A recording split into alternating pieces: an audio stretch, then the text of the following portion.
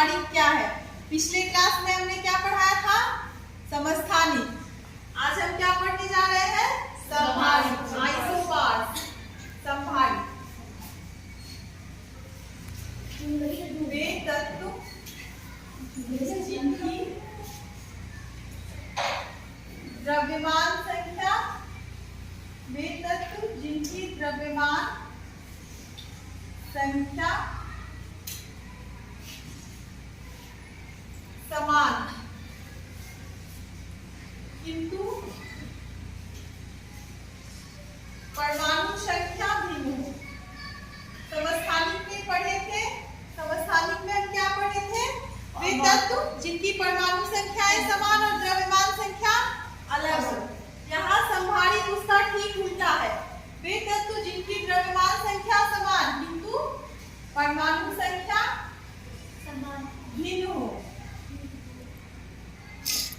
द्रव्यमान संख्या समान है, परमाणु संख्या क्या हो? भिन्न हो। समभारिक।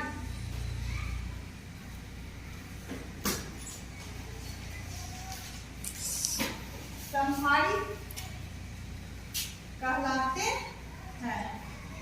नाम से ही स्पष्ट है, समभारिक यानी जिसका भार क्या हो? समान हो। तो भार किससे आता है? द्रव्यमान। भार किसमें रहता है? द्रव्यमान में। तो यहाँ क्या है?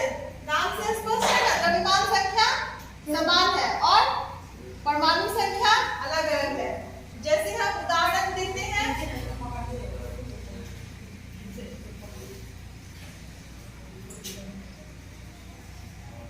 आर्गन है 18, 40, पोटासियम है 19, 40, ठीक है, और कैल्शियम है 20, 40।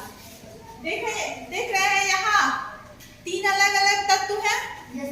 तीन अलग अलग तत्वों का नाम है। ऐसे ही परमाणु को रिप्रेजेंट करते हैं। पोटासियम 20, 40 और कैल्शियम 20, 40।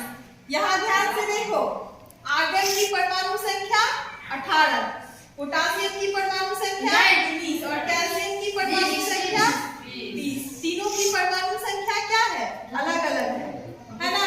लेकिन भार यानी द्रव्यमान संख्या समान है ना सब में। तो ये क्या हो गए? समभारिक। अब हम इसकी संरचना बनाएंगे। तो आर्गन का इलेक्ट्रॉनिक विन्यास बताए थे, ठीक है। 18 पे परमाणु संख्या पे बनाते हैं ना, तो क्या होगा? 2, 8, 8, यही है ना इसका आर्गन का इलेक्ट्रॉनिक विन्यास। इलेक्ट्रॉनिक कॉन्फ़िगरेशन क्या है? 2, 8, 8। ये अप्रिय गैस है, नोबल गैस है। अब हम इसका संरचना बनाएंगे तो उसके अंदर कितने प्रोटॉन और कितने न्यूट्रॉन? आर्गन का यहाँ 40 है, यहाँ 18 है। 40 में से 18 घटाएंगे तो कितना हुआ? 22 हुआ ना। प्रोटॉन की संख्या 18 प्रोटॉन और न्यूट्रॉन कितने? 22 है ना। 18 प्रोटॉन और 22 न्यूट्रॉन। 2, 8, 8 है। तो पहली कक्षा में कितने इलेक्ट्रॉन? 2। दूसरी कक्षा में कितने इलेक्ट्रॉन? 8 इलेक्ट्रॉन। ये जो हम डॉट दे रहे हैं ये किसको दर्शा रहा है? इलेक्ट्रॉन को। तीन ही कक्षा है ना, 1, 2, 3, तीन ही सेल है। ये है हमारा तीसरी कक्षा आर्गन का। इसमें भी कितने इलेक्ट्रॉन? 8।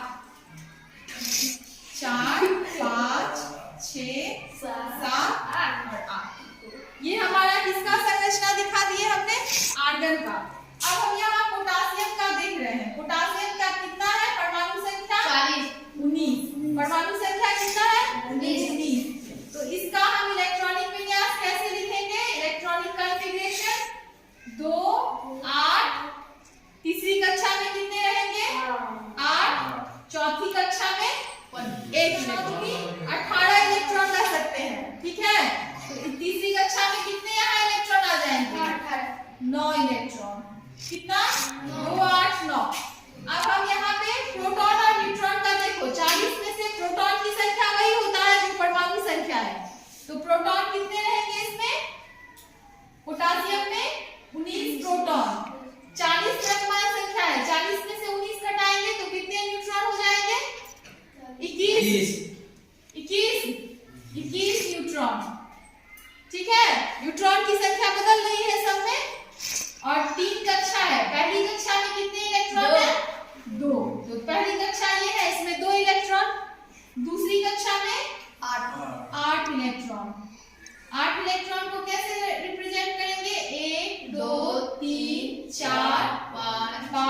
6 7 और 8 8 इलेक्ट्रॉन है। और तीसरी कक्षा में कितने इलेक्ट्रॉन? 9 इलेक्ट्रॉन। तो 9 इलेक्ट्रॉन को दिखाएंगे 1 2 3 4 5 6 7 8 9 हो गया। अब इस तरह से हम कैल्शियम को दिखाएंगे, ठीक है। तो ये हम समझ गए आइसो बार्स। इसका और भी एग्जांपल है, जैसे तो यहाँ कार्बन 6 है, ठीक है। कार्बन की परमाणु संख्या 6 और इसका क्या होगा? द्रव्यमान संख्या 12, ठीक है। कार्बन की परमाणु संख्या 6 और द्रव्यमान संख्या 12। परमाणु संख्या 7 और परमाणु द्रव्यमान 14। कार्बन 6 14। यहाँ देख रहे हैं, ये भी इसका एग्जाम्पल है। यहाँ पे देखो दोनों की द्रव्यमान संख्या फिर क्या है? समान है, 14 14। लेकिन परमाणु संख्या 7 और 6 अलग अलग है। 7 और 6 क्या है? अलग अलग। तो नाइट्रोजन का संरचना बनाएंगे तो इसमें कितने प्रोटॉन और कितने न्यूट्रॉन? 7 जितनी परमाणु संख्या उतना प्रोटॉन की संख्या 7 प्रोटॉन और 14 में से 7 घटाएंगे 7 न्यूट्रॉन। अब 7 यहाँ पे परमाणु संख्या से इसका हम इलेक्ट्रॉनिक कॉन्फ़िगरेशन निकालते हैं। तो पहली कक्षा में 2 इलेक्ट्रॉन, दूसरी कक्षा में 5। तो यहाँ पे पहली कक्षा में 2 इलेक्ट्रॉन दिखा दो और यहाँ दूसरी कक्षा में 5 इलेक्ट्रॉन दिखा दो। 1 2 3 4 5 सब हो गया 5। तो ये पांचों इलेक्ट्रॉन इस वृत्ताकार पथ पे चक्कर काटते हैं। हो गया ये इसकी संरचना। अब हम कार्बन पे चलते हैं। कार्बन में कितने हैं? 6। परमाणु संख्या कितना? 6। तो इसमें प्रोटॉन की संख्या 6 प्रोटॉन। अब 14 है इसका द्रव्यमान संख्या। ये 8 न्यूट्रॉन। द्रव्यमान संख्या 14 है ना। 14 में से 6 घटा 8 हो गया। पहली कक्षा में 2 और 4 2 इलेक्ट्रॉन, दूसरी कक्षा में कितने इलेक्ट्रॉन? 4 1 2 3 4 हो गया। ये किसकी संरचना है?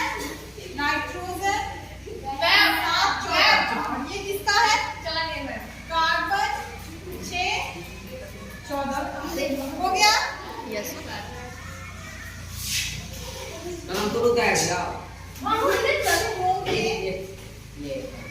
वे परमाणु विभिन्न तत्वों के वे परमाणु जिनमें न्यूट्रॉनों की संख्या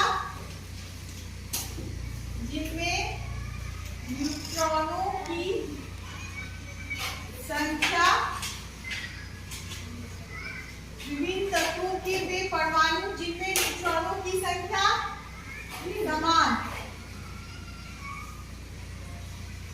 किंतु न्यूट्रॉनों की संख्या समान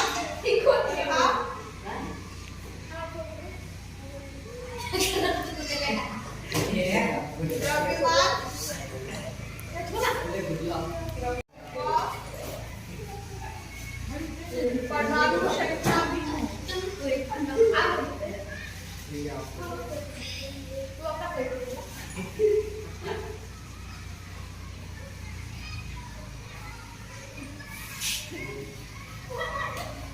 न्यूट्रॉनिक कहलाते हैं।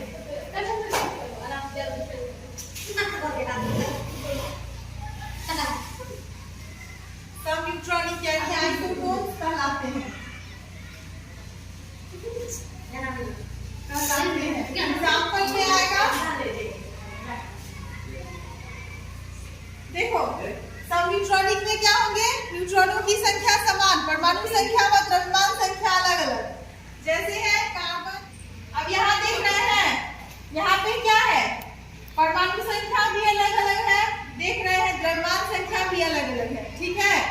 लेकिन न्यूट्रॉन की संख्या क्या होगी? समान। कैसे? क्योंकि यहाँ पे कार्बन का परमाणु संख्या कितना है? 6। तो यहाँ पे प्रोटॉन की संख्या क्या होगी? इसमें प्रोटॉन की संख्या बराबर 6, न्यूट्रॉन की संख्या 14 घटे 6 कितना हो गया? 8।